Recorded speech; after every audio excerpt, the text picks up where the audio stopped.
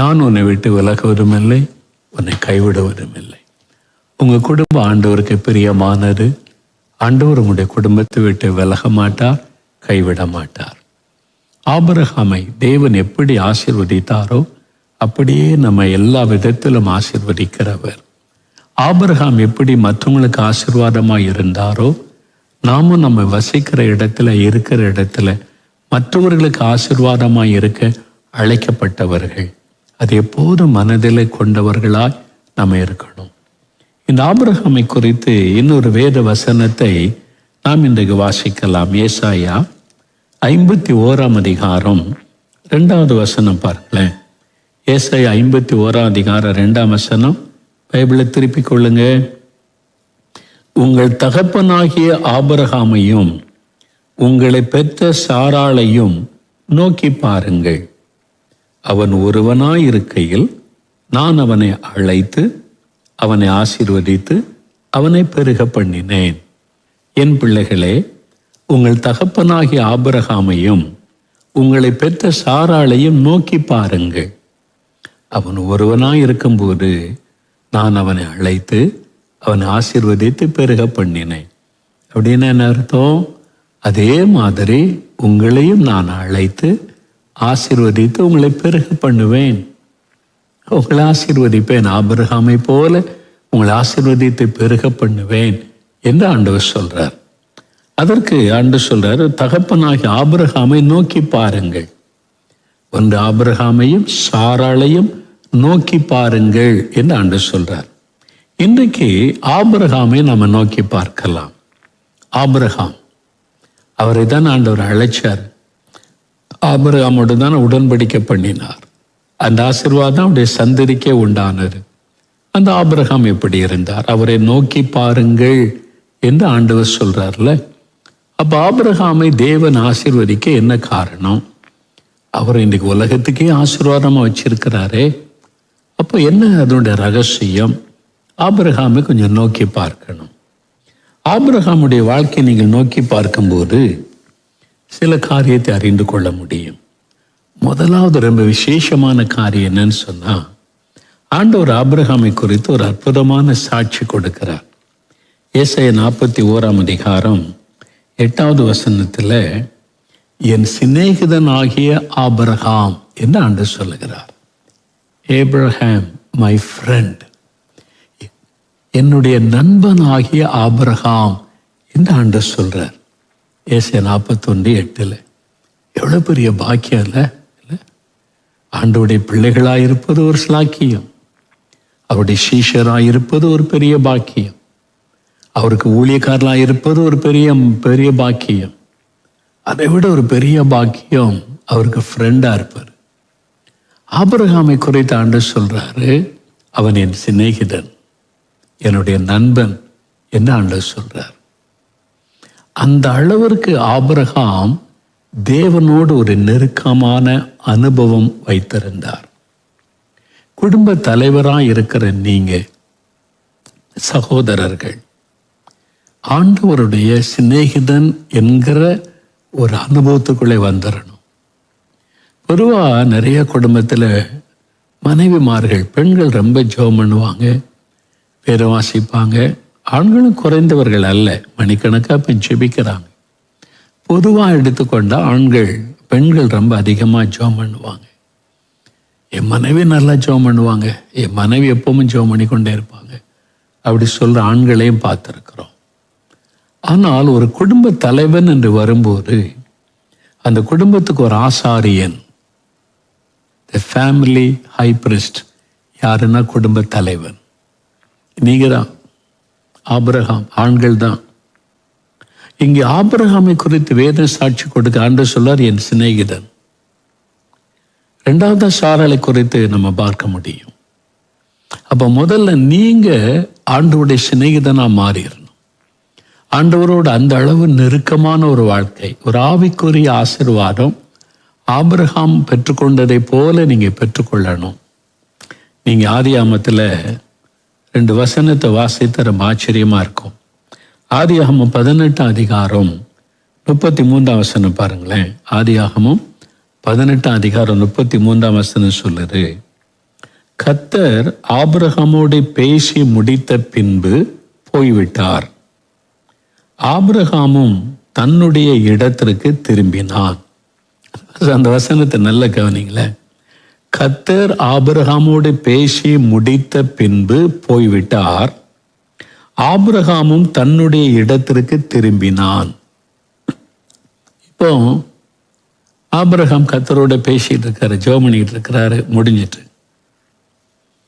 இப்போ அவர் திரும்பி வராருன்னு வைங்க, நம்ம யாராவது குறுக்கே போய், ஆபிரகாமை உங்களை தேடி வந்தேன், கூடாரத்தில் நீங்கள் இல்லை, நீங்கள் ஏதோ ஜெபம் பண்ண போயிருக்கீங்கன்னு சொன்னாங்க, எங்கே போயிருந்தீங்க அப்படின்னு கேட்டால் ஆபிரகாம் என்ன சொல்லியிருப்பாரு?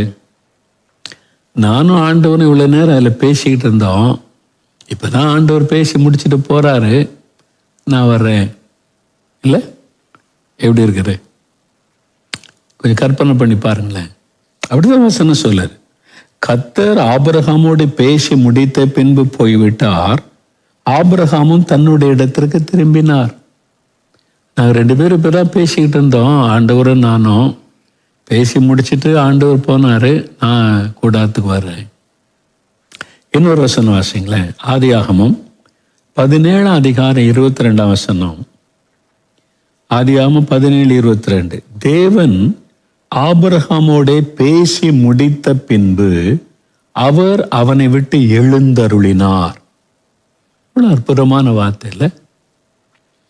தேவன் ஆபிரகாமோடு பேசி முடித்த பின்பு, தேவாதி தேவன் இறங்கி வந்து ஆபிரகாமோட பேசிட்டு இருக்காரு. 2 பேரும் உட்காந்து பேசுறாங்க. அதான் ஒரு சிநேகிதனோடு பேசுவதை போல பேசுறாங்க. பேசி முடிச்சுட்டு Abraham, okay, will see tomorrow, நான் போயிட்டு வரேன் அப்படின்னு ஆண்டவர் போறாரு. பேசி முடித்த பின்பு அவனை விட்டு எழுந்தருளினார். அவர் அதான் சொல்லிப்பா, நாங்கள் 2 பேரும் பேசிக்கிட்டு இருந்தோம், இப்பதான் ஆண்டவர் பேசி முடிச்சுட்டு போறாரு. அதான் ஆண்டவருக்கும் ஆபிரகாமுக்கு இருந்த ஒரு ஃபெலோஷிப், ஒரு நெருக்கம். இதுதான் நமக்கு இருக்கணும், இதுதான் உங்களுக்கு இருக்கணும். இப்படிலாம் ஆண்டவர் நம்மகிட்ட பேசுவாரா? ஏன் பேச மாட்டாரு? எனக்கு ஒரு பிஸ்னஸ் மேனை தெரியும், பெரிய பிஸ்னஸ் பண்ணுறாரு. ஒரு நாள் அவரை பார்க்க போயிருந்தப்போ ஆஃபீஸ் கூப்பிட்டு போனார். இவ்வளோ பெரிய ஆஃபீஸு, இவ்வளோ பேர் ஒர்க்கர்ஸ் வேலை செய்கிறாங்க, எக்ஸ்போர்ட் பிஸ்னஸ் எல்லாம் நடக்குது, இவ்வளோ வெளிநாட்டுக்காரங்கெல்லாம் வருவாங்க அவர்கிட்ட பிஸ்னஸ் பேச. அப்புறம் சொன்னார், நான் ஒரு அறை கூப்பிட்டு போகிறேன்னு சொல்லி அந்த ஆஃபீஸ் ரூமில் ஒரு சின்ன டோர் இருந்தது, அதை திறந்து உள்ளே கூப்பிட்டு போனார். உள்ளே போனால் ஒரு சின்ன ரூம், அந்த ரூமில் பைபிள் இருந்தது. அப்போ அவர் சொன்னார், நான் ஆஃபீஸில் உட்காந்து பிஸ்னஸ் பேசுறதுக்கு முன்னால் இந்த இடத்துல வந்து ஒருவரை சந்திப்பேன், அவர்கிட்ட தான் நான் முதல்ல பேசுவேன், அவர் தான் எனக்கு எல்லாத்திலும் உதவி செய்கிறார். அவர் சொன்னார், நான் முதலாவது இந்த இடத்துல தேவனுடைய பாதத்தில் என் நேரத்தை செலவு செய்வேன், இந்த ரூமில் தான் நான் ஆண்டவரை சந்திப்பேன். இங்கே வந்து அவரோடு பேசின பிறகுதான் நான் பிஸ்னஸ் பேசுவதற்கு நாட்களை சந்திக்க போவேன்னு சொன்னார். That is the secret of my blessing என்பதாய் அவர் சொன்னார். பெரிய பிஸ்னஸ் மேன். அவர் பாருங்க, முதலாவது இயேசுவை சந்திக்கிறார், ஆண்டவருக்கு டைம் கொடுக்கிறார், அதுக்குன்னு ஒரு இடத்தை ஒதுக்கி தேவனோடு பேசுவதற்கு, ஆண்டவரோடு கூட ஒரு நெருக்கமான ஃப்ரெண்ட்ஷிப். நீங்க ஆண்டவரோட பழக பழக எதை ஜெபம் பண்றேன்ற, நான் ஆண்டவர்கிட்ட கன்சல்ட் பண்ணணும், ஆண்டவர்கிட்ட இதை குறித்து டிஸ்கஸ் பண்ணணும், ஆண்டவர்கிட்ட இதை குறித்து என்ன ஆலோசனை கேட்கணும், இந்த பழக்கத்துக்கு வந்துடணும். நான் ஜெபம் பண்றேன் அப்படின்ற ஒரு நிலைமையை விட்டு அடுத்த ஸ்டெப்புக்கு வந்துடணும். He is my friend, அவர் என் சிநேகிதன், எனக்கு ஆலோசனை தருவார், எனக்கு கைடன்ஸ் தருவார், எனக்கு அழகாக வழி நடத்துதலை தருவார். நான் அவர்கிட்ட தான் எல்லாத்தையும் கன்சல்ட் பண்ணுவேன். இந்த பழக்கத்துக்கு நம்ம வந்துட்டா உங்களுடைய ஆவிக்குரிய வாழ்க்கை ரொம்ப இனிமையாக இருக்கும். இப்படிலாம் முடியுமாங்க? முடியும். பிஸ்னஸ் மேன் அப்படி இருக்காங்க, வாலிபர்கள் இருக்கிறாங்க, நிறைய பேர் எனக்கு தெரியும். நான் வாழ்க்கையில் சந்திக்கிற பலருடைய வாழ்க்கையில் இன்னைக்கு அந்த அனுபவத்துக்குள்ளே இருக்கிறது எனக்கு தெரியும். நீங்கள் இன்னைக்கு ஆண்டவரோட பேசினீங்களா? அவருடைய பாத்தில் இப்போ உட்காந்து டிஸ்கஸ் பண்ணீங்களா? உங்களுடைய ஃபேமிலி காரியம், தேவைகள், மற்ற காரியங்கள் எது வந்தாலும் முதல்ல ஆண்டவர்கிட்ட போய் அந்த காரியமாக டிஸ்கஸ் பண்ணுங்க. அவருடைய பாத்தில் உட்காருங்க. ஆண்டவரே, நான் உமக்கு சொந்தம், என் குடும்பம் உமக்கு சொந்தம். நீ எனக்கு என் குடும்ப தலைவர் என்ற பொறுப்பை தந்திருக்கிறீங்க. என் குடும்பத்தை வழிநடத்துகிற பொறுப்பை என்கிட்ட தந்திருக்கிறீங்க. எனக்கு உங்களுடைய ஆலோசனை வேணும். இதில் நான் என்ன தீர்மானம் எடுக்கன்னு தெரியல. இந்த தேவைக்கு என்ன பண்ணுறதுன்னு எனக்கு தெரியல. இந்த பிஸ்னஸில் என்ன ஸ்டெப் எடுக்கிறதுன்னு எனக்கு தெரியல. இந்த வீடை வாங்கலாமா வேண்டாமா தெரியல. இந்த காரியத்தை செய்யலாமா வேண்டாமா தெரியல. எனக்கு இருமனமாக இருக்குது. I need your help Lord. எனக்கு உதவி செய்யுங்க, எனக்கு கைடன்ஸ் கொடுங்க. உட்காந்து பேசுங்க. ஜெபம் என்பது அப்படியே போனோம், எங்கோ ஆண்டு இருக்காருப்பா, அப்படியே மழை ஜெப குறிப்பை சொல்லிட்டு வருவது அல்ல. ஜெபம் பண்ணுங்க. அந்த ஜெப குறிப்பை வைத்து ஜெபம் பண்ணுங்க. அதன் பிறகு சில நம்முடைய நேரம் தேவனோட தனித்தருங்க. மனம் திறந்து பேசுங்க. உங்கள் காரியத்தை அவருக்கு தெரியப்படுத்தி ஆலோசனை கேளுங்க. ஆண்டவரே, நான் என்ன செய்யட்டும், இல்லை எனக்கு உதவி செய். நீங்கள் ஸ்டெப்பாக நெருங்கும் போது வெகு சீக்கிரத்தில் அவர் உங்களுக்கு ஃப்ரெண்டாக மாறிடுவார். அவர் உங்களுக்கு நல்ல ஃப்ரெண்டாக இருப்பதை நீங்கள் எக்ஸ்பீரியன்ஸ் பண்ண ஆரம்பிச்சிருவீங்க. அதுக்கு பிறகு உங்களுடைய ஜெபம்லாம் மாறிடும். அப்புறம் அவர் பாரத்தை உங்கள்கிட்ட பகிர்ந்து கொள்ளுவார். மகனை இதுக்கெல்லாம் ஜெபம் பண்ணுறியா? உன் காரியம் ஒன்றுமே இல்லை, அதெல்லாம் நான் பார்த்துக்கிறேன். நீ இதுக்கு ஜெபம் பண்ணுறியா? அந்த சபைக்கு ஜெபிக்கிறியா? எனக்கு ரொம்ப துக்கமாக இருக்கும். சபையை பார் எப்படி சீரழிஞ்சு கிடக்குது. என்னை துக்கப்படுத்துகிறாங்க. சடங்காச்சாரத்தினால என்னை வேதனைப்படுத்துகிறாங்க. பாருங்க, அவங்க இஷ்டத்துக்கு நடந்து சபையில் என்னை துக்கப்படுத்தி அவமானப்படுத்துகிறாங்க. அதுக்காக நீ ஜெபம் பண்ணுறியா அப்படின்னு பேச ஆரம்பிச்சிருவார். அப்புறம் உங்கள் பாரத்தை நீங்கள் ஒதுக்கி வச்சிருவீங்க. அவர் பாரத்தை எடுத்து ஜெபிக்க ஆரம்பிச்சிருவீங்க. உங்கள் காரியத்தை அவர் பார்த்துக்குவார். உங்களுடைய தேவை, பிள்ளைகள் காரியம், படிப்பு காரியம் ஈஸியாக முடிஞ்சிடும். நீங்கள் அவர் பாரத்தை சுமக்க ஆரம்பிச்சிருவீங்க. அதான் ஃப்ரெண்ட். ஒருவர் பாரத்தை ஒருவர் சுமப்பது தான் ரெண்டு சிநேகிதருடைய முக்கியமான காரியம். நீங்கள் உங்கள் பாரத்தை ஆண்டவர்கிட்ட வைக்கிறதும் அவர் தன்னுடைய பாரத்தை உங்கள் மீது வைக்கிறதும் அதான் ஆண்டவர் செய்கிறார். ஆபிரகாம்கிட்ட சோதோம் கொமோராவை குறித்து ஆண்டவர் பேசுகிறார். அந்த பாரத்தை பகிர்ந்து கொள்கிறார். ஆபிரகாம் அதை உடனே தன்னுடைய பாரமாக ஏற்றுக்கொண்டு ஜெபிக்க ஆரம்பிக்கிறார். அதான் ரியல் ஃப்ரெண்ட்ஷிப். அப்போ இயேசுடைய பாரத்தை நீங்கள் ஏற்றுக்கொள்ளுவதும் உங்கள் பாரத்தை அவர்கிட்ட தெரியப்படுத்துவதும் ஒருவருக்கு ஒருவர் ஷேர் பண்ணி கொள்ளுவதும் அதுதான் உண்மையான ஒரு ஃப்ரெண்ட்ஷிப். அதுதான் உண்மையான ஒரு ஜெப நேரம். அதனால் ஜெபம்னு போனால் என்ன குறிப்புகள் எல்லாம் சொல்லி ஜெபம் பண்ணுங்க, தப்பு கிடையாது. அதற்கு பிறகு கொஞ்சம் நேரம் மனம் திறந்து ஆண்டவரோட பேசுறதுக்கு கொஞ்சம் டைம் ஸ்பெண்ட் பண்ணுங்க. அப்போ ஆண்டவர் பேசுவார். கர்த்தர் பிறையாண்ட பேசிட்டு எழுந்தருளி போகிறார்.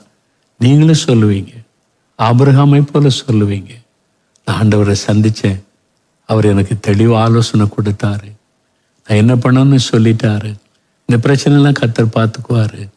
உங்கள் குடும்பத்துக்கு நீங்கள் ஆறுதல் ஆசீர்வாதமாக இருப்பீங்க, குழப்பமே இருக்காது. அதனால ஆபிரகாமை நினைத்து கொள்ளுங்க. அவர் எப்படி தேவனோடு நெருக்கமாய் வாழ்ந்தார், ஒரு ஃப்ரெண்டாக. அந்த மாதிரி வாழ்க்கைக்கு உங்களை அர்ப்பணித்துக் கொள்ளுங்க. ஆண்டவரை, நானும் உமக்கு ஃப்ரெண்டாக இருக்கணும். ஆபிரகாம்கிட்ட பேசுகிற மாதிரி என்கிட்ட பேசணும். ஆபிரகாம் மாதிரி நானும் உங்களுடைய பாரத்தை பகிர்ந்து கொள்ளுவேன். எனக்கு ஒப்பு கொடுக்குறேன்னு சொல்கிறீங்களா? நம்ம ஜெபிக்கலாமா? முழங்கால் படியிட்டு, ஆண்டவரே, உங்களுடைய ஃப்ரெண்டாக இருக்க என்னை ஒப்பு கொடுக்குறேன். நீங்கள் என்கிட்ட பேசுங்க, உங்கள் பாரத்தை சொல்லுங்கள். நான் உங்களுடைய பாரத்தை சுமக்க ஆயத்தமாக இருக்கிறேன். உங்களுடைய வேதனைகளை நான் சுமந்து நான் உங்களுக்காக ஜெபிக்க ரெடியாக இருக்கிறேன். ஆண்டவரே, என் பாரத்தெல்லாம் உங்கள் மேலே வச்சிடுறேன். எனக்கு ஆலோசனை கொடுங்க, வழி நடத்துறது தாங்க. ஆபிரகாம்கிட்ட பேசுகிற மாதிரி என்கிட்ட பேசுங்க. நான் இனிமேல் அதிகாலையில் உங்களுடைய சமூகத்தில் காத்திருப்பேன். உங்களுடைய ஆலோசனைக்காய் காத்திருப்பேன். உங்களுடைய வழி நடத்துதலுக்காய் காத்திருப்பேன். உங்களுடைய பாதபடியில் நான் அமர்ந்திருப்பேன். இனி அவசரப்பட மாட்டேன். காத்திருந்து ஜெபம் பண்ணுவேன். எனக்கு அந்த கிருபை தாங்க ஆண்டவரே. நான் ஆபிரகாமை போல உங்களுடைய சிநேகிதனா நான் இருக்கணும் அப்படின்னு சொல்லி ஒப்பு கொடுக்குறீங்களா? தகப்பனே, அருமையான இந்த குடும்பத்தை பாருங்க. இவங்கெல்லாம் உங்க பிள்ளைங்கப்பா, உங்க குடும்ப ஆண்டவரே. இந்த மகன் உம்முடைய பிள்ளை ஆண்டவரே. இப்ப நல்ல வேதம் வாசிக்கிறாங்க, ஜெபிக்கிறாங்க, குடும்பமா ஜெபிக்கிறாங்க, உங்க பிள்ளைகளா இருக்கிறாங்க. உங்க சிநேகிதரா இருக்கும்படி அவங்கள மாற்றுங்க. ஆபிரகாமை சிநேகிதன்னு சொன்னீங்களே, இவங்களை உங்களுடைய சிநேகிதனா ஏற்றுக்கொள்ளுங்க. உங்க பாரத்தை அவங்கள்ட்ட சொல்லுங்கப்பா. அவங்க ஜெபம் பண்ணுவாங்க, எழுப்புதலுக்காக ஜெபிப்பாங்க, சபைக்காக ஜெபிப்பாங்க, தேசத்துக்காக ஜெபிப்பாங்க, அழிந்து கொண்டிருக்கிற ஆத்துமாக்களுக்காக ஜெபிப்பாங்க. உங்க பாரத்தை அவங்கள்ட்ட சொல்லுங்க ஆண்டவரே. இரவு அவங்க ஆயத்தமா இருக்கிறாங்கப்பா. நீங்க உங்களுடைய உள்ளத்துல உள்ளதை அவங்கள்ட்ட பகிர்ந்து கொள்ளுங்க. அவங்க பாரம் எடுத்து ஜெபிக்க ஆயத்தமா இருக்கிறாங்கப்பா. அவங்க பாரத்தை நீங்க ஏற்றுக்கொள்ளுங்க. அவங்களுக்கு ஆலோசனை கொடுங்க, கைடன்ஸ் கொடுங்க. அவங்க அறியாம செய்கிற மிஸ்டேக்குகள் எல்லாம் மன்னிச்சு அவங்கள கரெக்ட் பண்ணி வழி நடத்துங்க. அவங்க வீட்டுக்குள்ள சமாதான சந்தோஷம் எப்பவும் இருக்கணும். எந்த மிஸ்டேக்கும் நடக்க கூடாது. நீங்க அவங்களை வேலி அடைத்து பாதுகாத்து கொள்ளுங்க. குழந்தைகள், சின்ன பிள்ளைங்க எல்லாரையும் பாதுகாத்து கொள்ளுங்க. பெரியவங்களை பாதுகாத்து கொள்ளுங்க. அவங்க தேவைகளை சந்திங்க. அவங்களுடைய கடன் பிரச்சனையை மாற்றுங்க. அவங்களுடைய குறைவை நிறைவாக்கி அவங்கள மகிழ பண்ணுங்கப்பா. வெகு நாள் அவங்க காத்திருங்க. காரியத்தில் அற்புதம் செய்யுங்க. இப்பொழுதும் தகப்பனே, உங்களோட கூட நெருக்கமாய் வாழுகிற அனுபவத்தை கொடுத்து உங்களுக்கு ஃப்ரெண்டா வாழ நீங்க உதவி செய்யுங்க ஆண்டவரே. எங்களுடைய தமிழ்நாட்டில் இருக்கிற கோடிக்கணக்கான ஆத்துமாக்கள் அவங்க எல்லாம் ரட்சிக்கப்படும். எங்க சபையெல்லாம் பரிசுத்தமாக்கப்படும். உங்களை துக்கப்படுத்தி வேதனைப்படுத்துகிற எங்களுடைய திருச்சபை சுத்திகரிக்கப்படும். சபைக்குள் இருக்கிற அரசியல் எல்லாம் ஒழியணும். சாட்சி கேடுகள் எல்லாம் மாறணும். சடங்காச்சாரெல்லாம் ஒழியணும். ஒரு எழுப்புதல் அக்னியை போடுங்க, மாற்றத்தை உண்டாக்குங்க. அதுக்காக ஜெபிக்கிறோம்.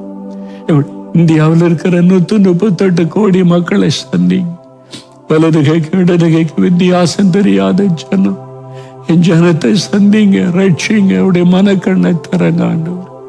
எல்லாருக்கும் உங்களை வெளிப்படுத்தும். சீக்கிரத்தில் இந்த எழுப்புதல் அக்னியை போடுங்க. எல்லாரும் மனம் திரும்பி ரட்சிக்கப்பட்டு சத்தியத்தை அறியும்படி ஒரு பெரிய மனம் திரும்புதலை கட்டளையிடுங்க. எங்க கிராமத்துல கட்டளையிடுங்க, எங்க தெருவில் கட்டளையிடுங்க. எங்க ஊர்ல அந்த எழுப்புதல் வரட்டும், எங்க மூலமா வரட்டும். எங்க குடும்பத்தையே அதற்காக ஒப்பு கொடுக்கிறோம்ப்பா. நீங்க எங்க குடும்பத்துக்கு ஆலோசகரா இருந்து வழி நடத்தும். நாங்க தினந்தோறும் தவறாம ஜெபிக்க உதவி செய்யுங்க ஆண்டவரே. ஜெபாவியினால் எங்களை நிரப்பி நடத்துங்க. நாங்க வீட்டுல இருக்கிற ஒவ்வொருவரும் ஜெபிக்க கிருபை கொடுங்க. அன்பின் கரத்தில் ஒப்பு கொடுக்கிறோம். நாங்க எப்போதும் உங்களுடைய ஃப்ரெண்டா, உங்களுடைய சிநேகிதனா இருந்து உங்களுடைய பாரத்தை சுமந்து ஜெபித்து உங்களுடைய விருப்பத்தை நிறைவேற்ற அர்ப்பணிக்கிறோம். நிரப்படி ஆசீர்வதித்த அன்பிற்காக உமக்கு ஸ்தோத்திரம். இயேசு கிறிஸ்துவின் நாமத்தில் ஜெபிக்கிறோம் பிதாவே. ஆமென்.